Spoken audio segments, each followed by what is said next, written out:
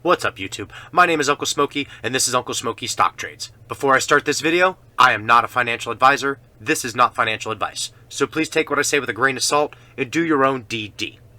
Today we're going to talk about ticker symbol MMAT, Metamaterials Inc. Of course, right? We're going to go through the TA. We're going to look at Ortex. We're going to bust through some Fintel data. We're going to look at Twitter. We're going to go to Metamaterials Inc. website. We have some news. And I'm going to show you guys that dark pool page that I've been kind of perusing through. I'm still not very good with. And then at the end of the video, I'm going to give a brief prediction, but on this one, definitely take with a grain of salt. Now, before I get started, I want to address one thing first. There's been a question arose of why don't I show my face? Well, I'm going to be straightforward with you. I'm scared. I've got the camera. I've got the green screen. I'm ready. I can do it. I can set it all up. But the problem is as soon as I get it there, the words don't want to come out. And I'm going to battle that, and I'm going to be showing my face eventually. Please bear with me. I want to get it out there just as much as you guys want to see me. But I'm sure some of you understand. Let's go ahead and move on to the TA.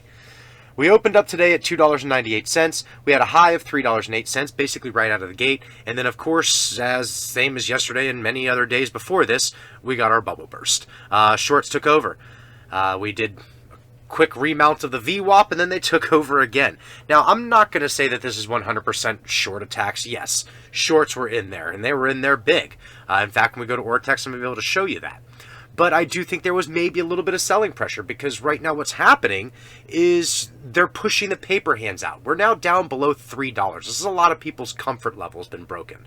So you're going to see some sell-offs. And unfortunately, that's just the way it works when a stock is being pounded on like this. And the only thing I could say to that is if that's the problem, if the price action is the problem, look away. Don't watch the stock every day. I've said that before, and I stand behind it.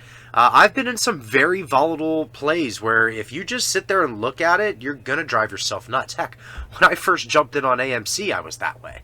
I would watch the stock day in and day out, and I drove myself crazy. I stopped doing it. I don't care anymore. Now my shares just sit there. They accumulate. They decelerate. They do all their other things. And I don't worry about it. One day I'm going to be, a multi-millionaire. Right? Right. All right. So if you need to, step away from the stock. Don't look at it. Just don't look at it. That's the best thing I can tell you. Why is it so important? Are you selling it today? Are you selling it tomorrow? I'm not. I plan on being here for a pretty long time. Metamaterials is going to go a very long way. In fact, I posted a tweet earlier today. And the tweet was in reference, one of my many, was in reference to this guy right here, Tesla. Let's go ahead and pull this back. Look at where it's at right now. $670 a share, right? $670 roughly. It was not too long ago trading at $900 a share. That was a couple months ago, February. Let's take a jump back in time. Whoa, where'd it go? Way down here. Whoa, Tesla, it wasn't always $900? What? Are you kidding me? Sorry, bear with me. What is... Hang on. How low was that? 28 bucks? What? Bargain. But it gets better, guys. Look at this. Oh, man. $5? What? Are you kidding me? One of the most popular stocks in the world that's trading at a crazy amount of money used to trade at $3. And we have the possibility of picking up partnerships with this company. Now, grant you, that's just a possibility. It could be them. It could be Volkswagen, Toyota, Nissan, Ford, GM. I mean, you name it. Our tech is capable of going into any one of these cars, not to mention many other applications. We've got medical applications, cell phone applications, 5G applications. Did you know that that in the movies they had these video screens that allowed holograms to pop out of them and interact with you? That's what Meta's working on, that kind of stuff.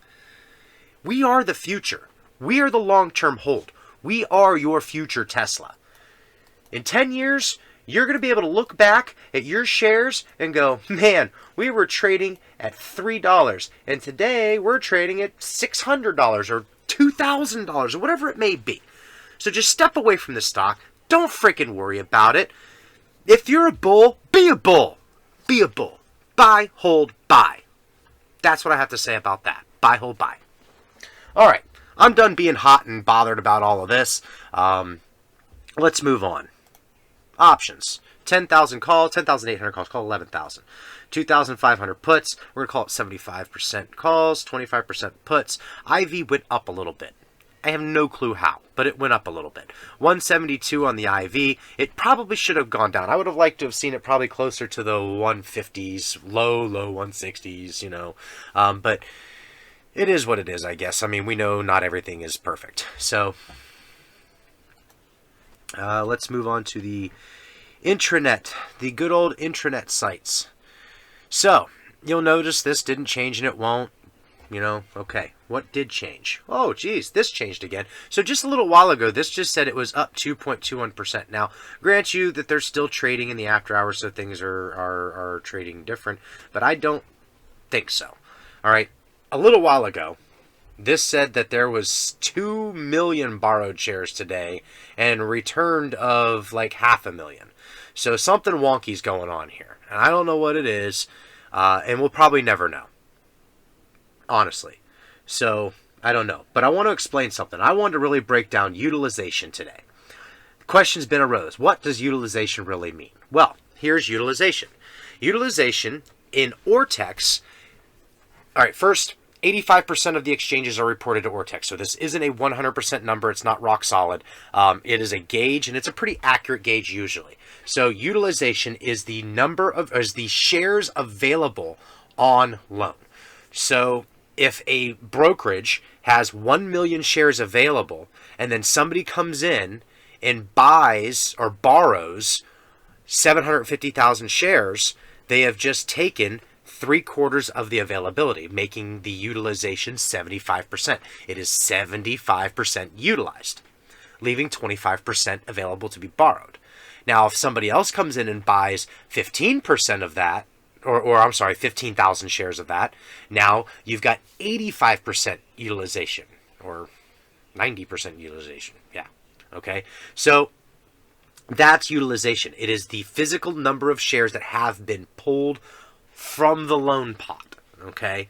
And it does not necessarily mean that they've been shorted into the stock. It just means that that's how hard it is to borrow the stock. There's only 8.7% of the shares that were available to loan out available. Okay, that's it. That's all that is, which is huge for us. When this goes to 100% utilization, this information generally disappears and you start seeing this stuff.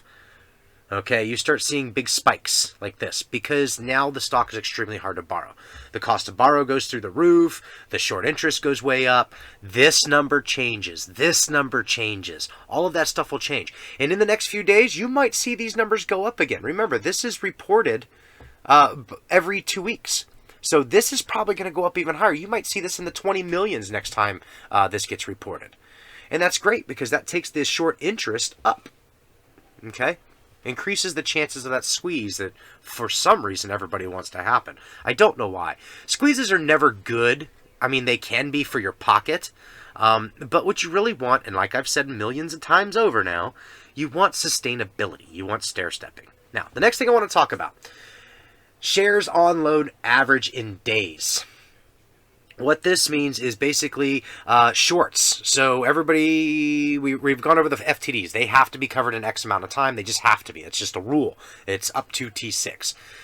You can look it up. It isn't a rule. It's in the show. Okay? It is in there.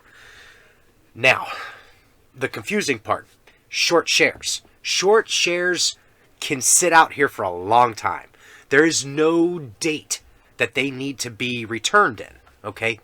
Unless the market maker or the lender of those short shares recalls them, wants them back, which will happen if the cost to borrow goes real high, utilization goes to zero, things like that. And that's called a margin call, right? They get called. They want them back. I want my stuff back, right? Well, and that's, let me rephrase it. That's not the margin call. That's leading up to it, I guess I should say. Well, what this is, what I'm trying to get at is the on loan average in days. So our stock has only been around for 36 trading days right now, I believe it is 36, 38 trading days, something like that. But the average number of days that the shares have been on loan is 15. That's just about half. We're close to half of the time that we've been trading on the NASDAQ, the shares have been loaned out. That means they haven't been returning their shares. They're not covering their short positions. So, we have this really cool chart. And I'm working on adding it all up. But in the last, I don't know however many days this has been so far, I think we're working on like 9 days. Yeah, 9 days right now. 10 days, something like that. We're over $20 million. Over.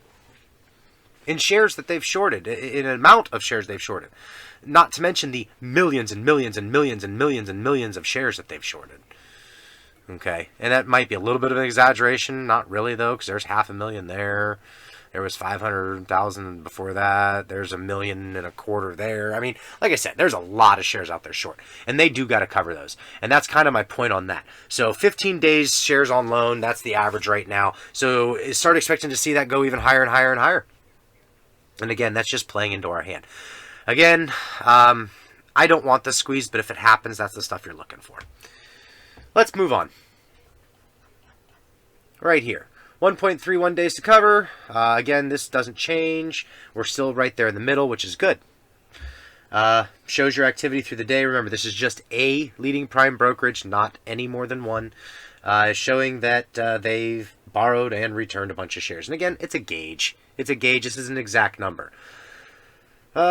Short borrow fee rate, 1.92. It's not real high. I've seen higher, I've seen way higher, but I've seen way lower too. So it definitely is costing these guys a lot of money. The average, I think the short borrow fee normally is like 6.6, 2.8%. Anything over 1 is pretty high. Okay, so cool. This has been updated. We've got the 17's data. Now, as we've been saying many times over, look at this. Everything is over half. They are shorting the stock over half every single day. Today is no exception. Did I hit refresh? I didn't hit refresh.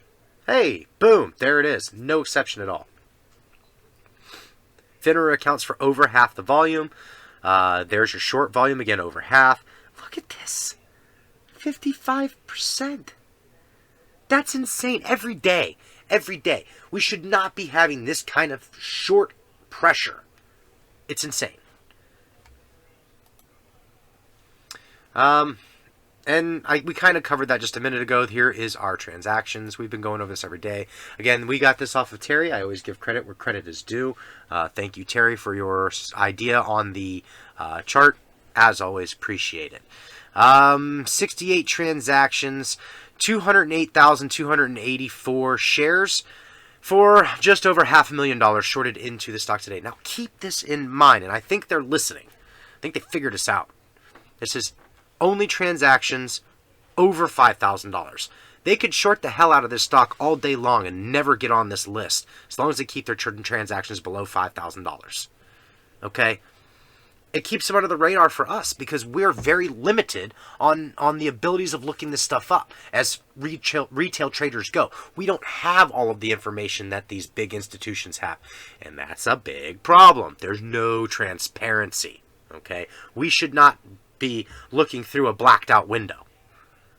We shouldn't be. Sorry, I shouldn't keep jumping all over the place on that, but it's infuriating. All right, so I want to move into this institutional ownership. This is one of the things I want to show you. So we've covered a lot of information in here. We know about a lot of how this stuff works now, especially in here. We know how a lot of this stuff works now. We know that it's not a right now thing.